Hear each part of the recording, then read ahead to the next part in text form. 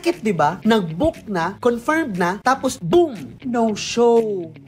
Pero here's the truth, you're not getting ghosted. You're just not reminding them right. Ang daming business owners na nasasayang ang oras sa mga call na hindi tinutuloy. May nag-book pero nakalimutang magpaalala. Resulta, empty schedule, wasted time, at lost opportunities. Pero with Zapify, solved yan. The moment may mag-book ng call, automatic nang magsisend ng text and email reminders hanggang sa mismong araw ng appointment. At kung hindi sila makakapunta, may auto-rebooking link na mapapadali sa reschedule. Walang manual follow-up at walang habulan ng oras. Alam mo ngayon, halos wala na akong no-shows. Every client dumadating on time. At yung iba pa nga, sila pa yung nagpapasalamat kasi organized daw yung system. Kung gusto mong tapusin na tong no-show nightmare mo, i-comment mo lang ang word Zapify sa baba and I'll send you a free guide kung paano mo ma-automate yung reminders at rebooking system mo. Para next time, lahat ng nakabook, sure